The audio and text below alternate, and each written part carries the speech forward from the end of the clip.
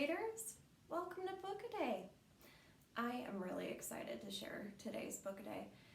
I have to admit I'm a little nervous because usually when I read this book I have a lot of chanting and I have a lot of audience participation, so I'm really going to give it my best effort right now. Let's begin. Today's vocabulary word is commotion. Repeat. Commotion. Oh, it's a noun. A noun is a person, place, or thing. A noun is a person, place, or thing. What's my job right now? That's right. Commotion. It's a noun. It means chaos or uproar. Like animals set loose in a kitchen, causing a crazy mess. My mom would be so mad if I let those animals loose in my kitchen.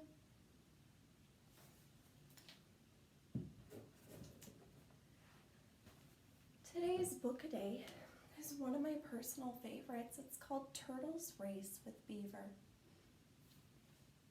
Have you ever seen a turtle before? What about a beaver? Beavers are known for their big, powerful tails. That's how they move through the water so quickly. Today's Book a Day is a folk tale. This folk tale came from the Iroquois, which is an American Indian tribe that lives in northeastern parts of America. And this story has been told for hundreds and hundreds of years. The author heard this story from someone and turned it into a book.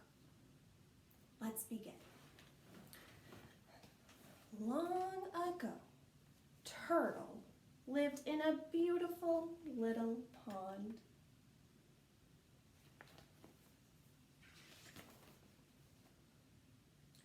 She was very happy because this pond had everything a turtle needed. The water was just deep enough. There was plenty of food to eat, and there were lots of nice rocks just above the water for the turtle to sun herself on. One day, as happens every year in the north, winter began to come to the land. As she had done year after year, Turtle swam to the bottom of the pond and buried herself in the thick mud. That's how turtles hibernate. While Turtle slept for the winter, another animal came walking along. It was Beaver, who had been looking for a new home. "This will be perfect," said Beaver, once I make some changes. Freeze! Time for another lesson. I'm going to say a word that's not a part of the story, but it will mean something in a minute. Onomatopoeia. Repeat. Onomatopoeia. Onomatopoeia is like a word that sounds like what happens in real life. For example, drip, drop. They're two words, drip, drop. But do you see how they sound like what they sound like in real life? Let's see if there's some onomatopoeia words on this page. Soon he began doing one of the things that beavers do so well. Chomp, chomp, went Beaver as he took down one tree after another to build a big dam.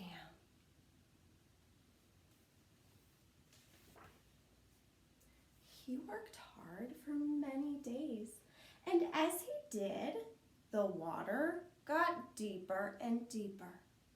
After finishing his dam, Beaver made himself a fine lodge of mud and sticks, then settled in for the rest of winter. He was very happy.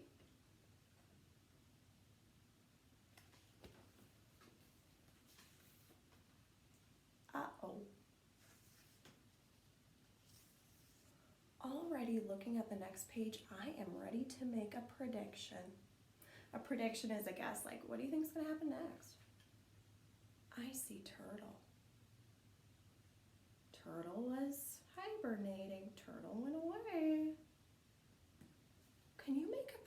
action? I predict that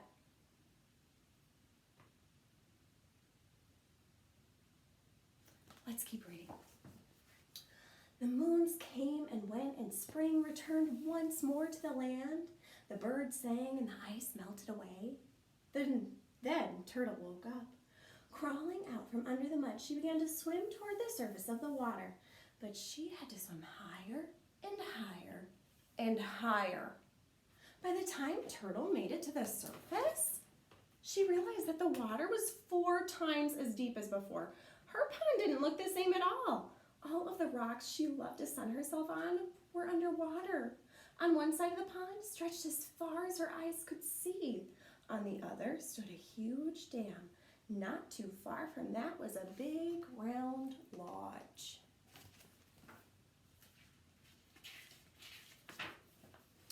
Then Turtle heard a loud whack. She turned to see where the sound had come from. A strange animal was swimming towards her. It was Beaver. "Who are you?" said Beaver. "What are you doing here?" "I am Turtle," Turtle said. "This is my pond. I have lived here my whole life." "Your pond?" said Beaver. "This is my pond. Look at my wonderful dam and my splendid lodge. This is a beaver's pond." "Yes," Turtle said. "I can see that you've done lots of work. Couldn't we just share the pond? There's plenty of room." "Ha!" Beaver laughed. "I will not share my pond with any little turtle, but I will challenge you to a race. Whoever wins can stay. Whoever loses must go find a new home." Turtle didn't really want a race. She could see that Beaver with his big flat tail was probably a much faster swimmer. But this pond was the only home she knew. "I agree," Turtle said. "We will race." It was decided that the race would take place the next morning. At first light, the two would meet on one side of the pond and then race to the other. That night, Beaver told the other animals about the race. Word began to spread through the forest. Squirrel told Rabbit, Rabbit told Fox, Fox told Wolf, Wolf told Deer, Deer told Moose, and Moose told Bear. Soon everyone in the forest knew. Before first light came to the land, all of the animals of the forest gathered around the pond. As they waited for Turtle and Beaver to arrive, many chose sides. Most of the smaller animals, such as Mouse, Chipmunk, and Rabbit, sided with Turtle. Most of the bigger animals, such as Wolf, Moose, Bear, they sided with Beaver. As they waited, they began to sing. This is the part I usually need your help with. Turtle, Beaver, Turtle, Beaver, Turtle, Beaver. They sang even louder when Beaver came swimming over from his lodge and Turtle popped up from under the water. Turtle, Beaver, Turtle, Beaver, Turtle, Beaver. This is quite the commotion. Turtle and Beaver took their positions on the shore. Bear lifted his big paw into the air. On your mark, get set, go! Splash went Beaver. Leaping off from the shore, he was certain he would leave Turtle far behind. But Turtle had gotten an idea. Before Beaver hit the water, Turtle stretched out her long neck, opened her mouth, and bit into the end of Beaver's tail. Flap, flap, flap, went Beaver, swimming as fast as he could. But as fast as he went, Turtle was right behind, holding on as hard as she could. The other animals kept cheering, but now some of the bigger animals were cheering for Turtle instead of Beaver. Turtle, Beaver, Turtle, Beaver, Turtle, Turtle. Soon Beaver was halfway across the pond. Even though Turtle was still holding on, it looked as if Beaver would win for sure. Then Turtle bit a little bit harder into Beaver's tail.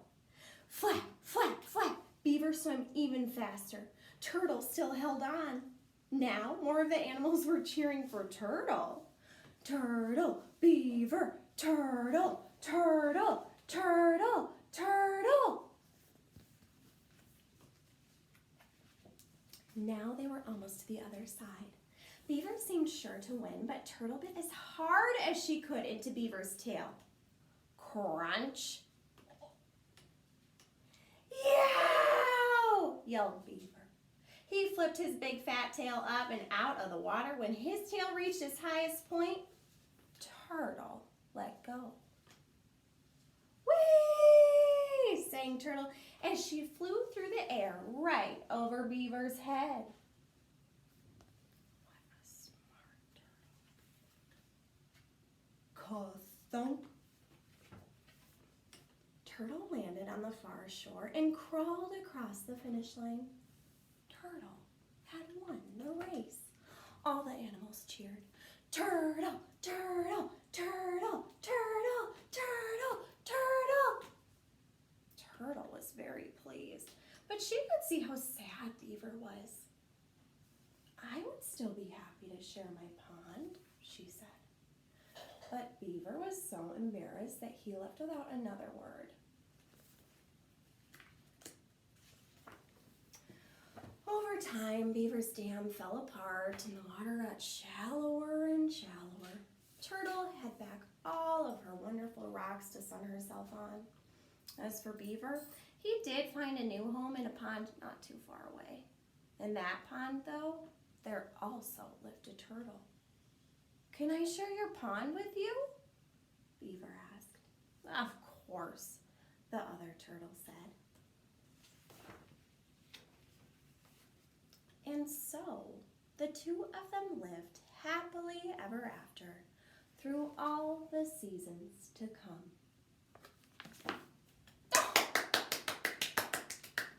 Now, for M, this story is a specific type of story. It's called a folk tale.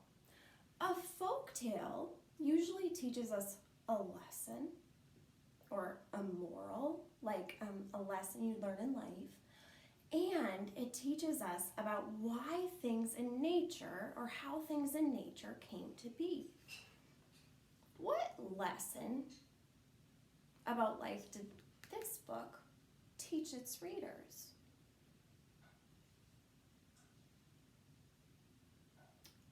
What did it teach us about how nature came to be?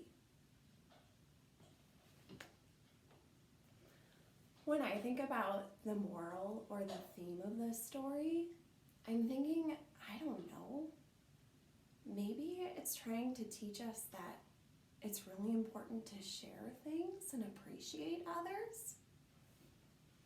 When I think, what does this book teach us about how things came to be in nature? I think it explains why beavers and turtles live together in nature. So much learning in one story. Before we leave, we need to get back to our vocabulary word, commotion. Chaos or uproar. Think about our story.